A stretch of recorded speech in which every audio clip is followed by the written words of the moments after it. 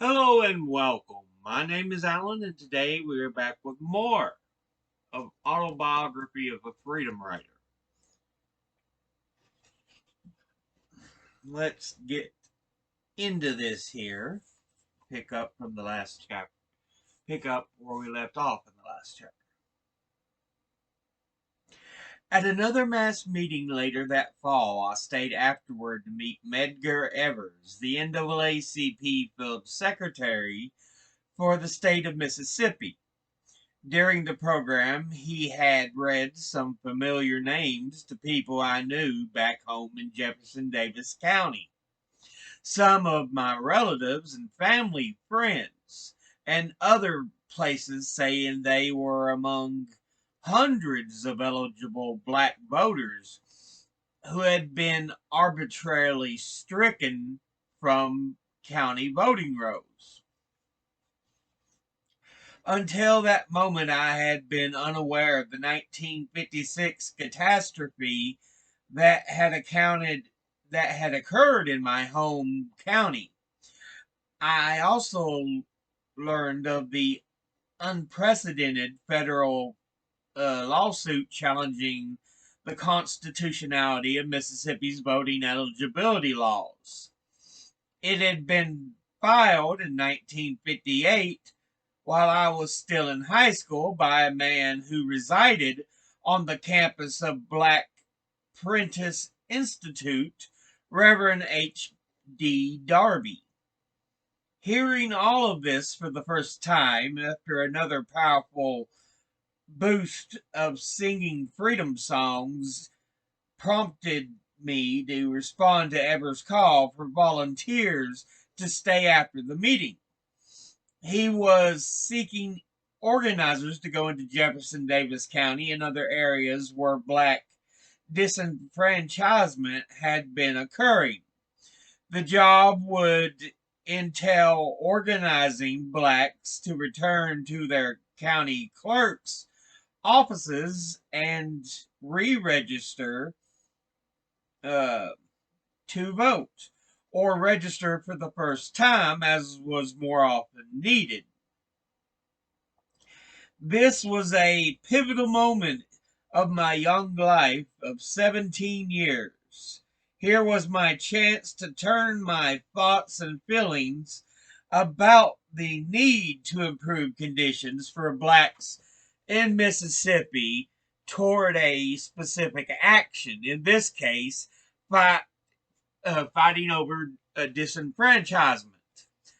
I reasoned that if anybody could do something about it, I could, and here was my chance. The job would require me to confront the laws under which my worldview had been formed.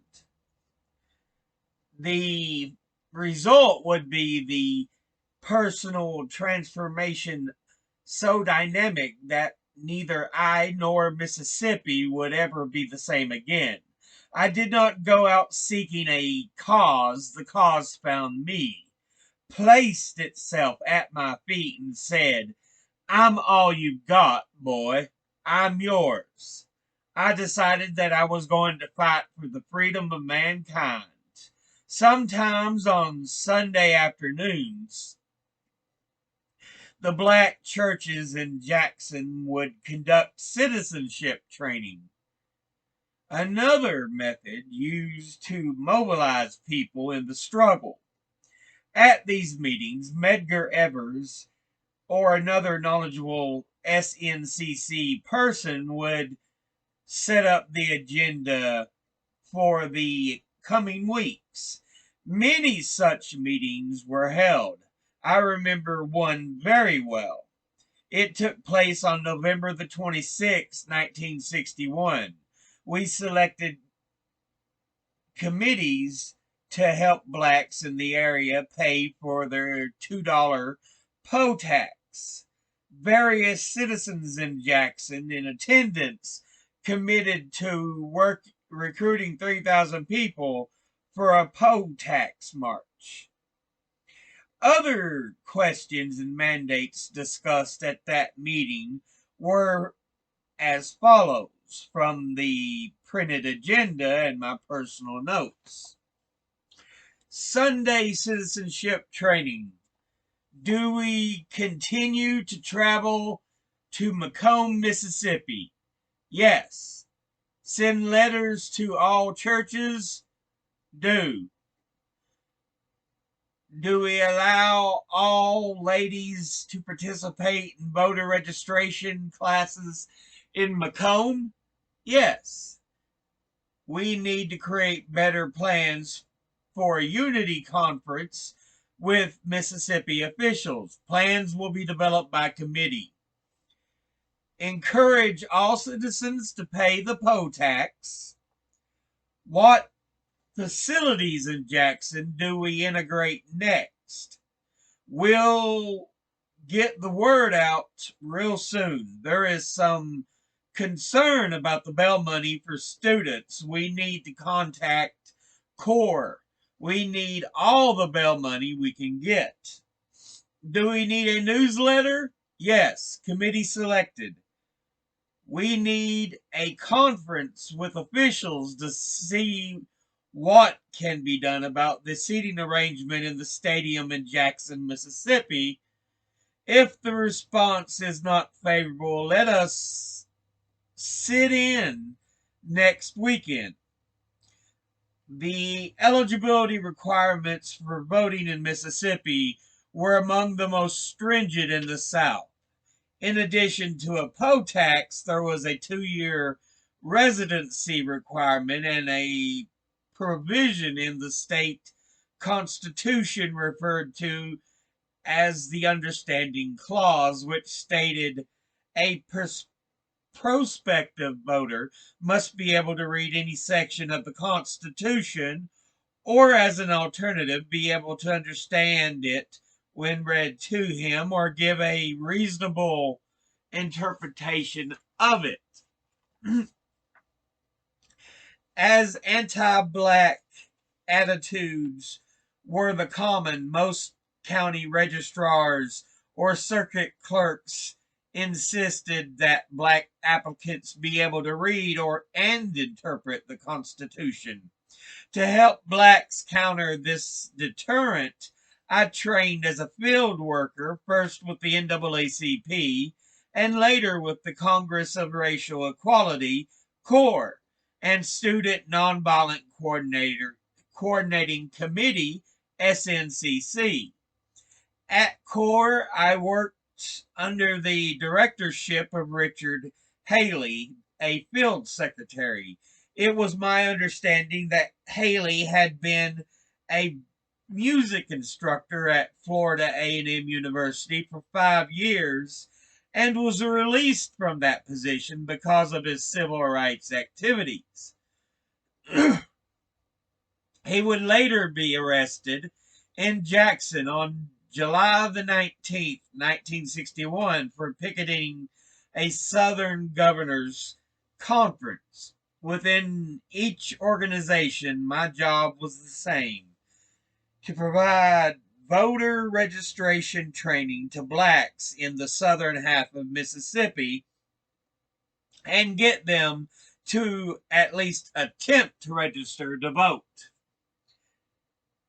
After my own short training session under the NAACP's leadership, I was assigned a rental car that had been leased by the organization and sent to Southeast Mississippi. A fellow campaign worker would deliver the car to us. It worked that way with all the civil rights organizations for which I volunteered, although sometimes we'd pick it up ourselves. What I could not understand and really did not like was the fact that some of the rental cars were the same make, model, and color, making them easy targets. Medgar would make the decisions about who would be sent where. Usually he'd call the general number at Tougaloo and someone would relay the message. Students from Tougaloo and Jackson State College also help man the office and make phone calls. Medgar would have already made the connection with a minister or NAACP person in the community, had them set up a secret location on to hold classes and start getting people to participate. The ministers would sometimes announce during the service that a voter registration meeting was going to be held at a particular time and encourage people to attend. The other markets, and I would look, and I would then contact Medgar's lead person and arrange to gain access to the secret location. Blacks from all walks of life, of different ages, education, and status, would come to the classes that were held after the workday. Fear was prevalent. If word got out that the white business establishment, any one of us, any one of the participants could lose his or her job or suffer worse. During the lone highways through the Mississippi woods, you didn't know if you were going to be stopped by the police or some gang of idiots clamoring to beat you up or kill you. We took the main roads as much as we could, but back in those days, these were a lot of gravel roads as in the rural areas where most of the blacks lived.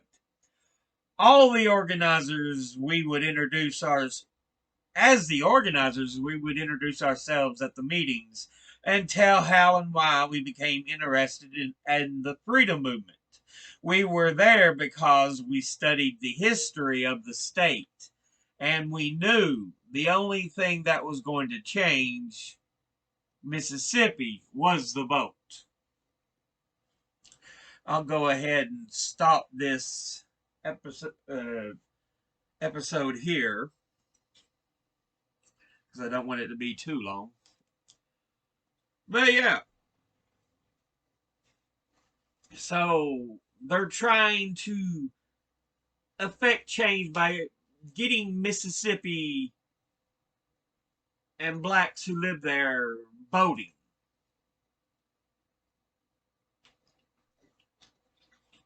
Now, remember, this is during Jim Crow.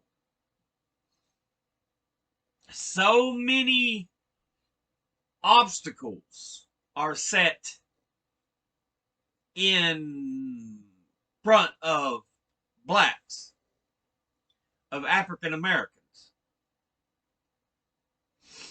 And yeah, you had to deal with a number of things if you even wanted to vote because white people knew the power of voting. They knew what it could do, especially in an area where there's a fairly high African American population. But anyway, the price of the poll tax, $2. You think, $2 ain't that bad. Mm-mm. You got to remember, this was in 1959. I forget what year it was, but 58, 59. You could do a lot more with $2 back then than you could now. Or shoot, than you could when I was born. You could buy a jug of milk for pennies.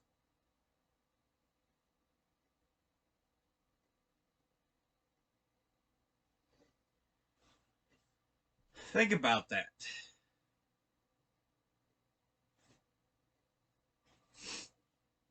So $2, while it sounds cheap, you got to remember the buying power that $2 presented. And that's why they had to help raise the money.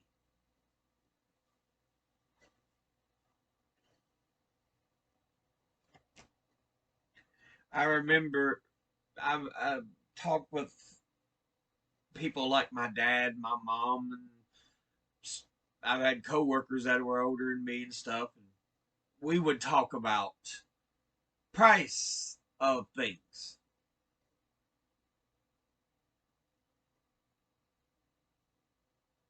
And yeah,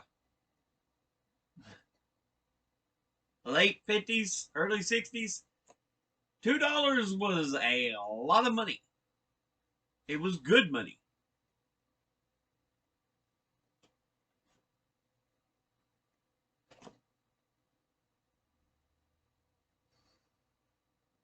But yeah, that'll be it for this episode. As always, educate thyself.